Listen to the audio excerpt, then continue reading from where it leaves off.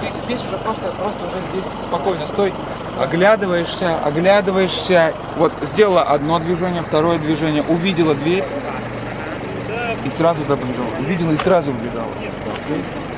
Все, приготовились.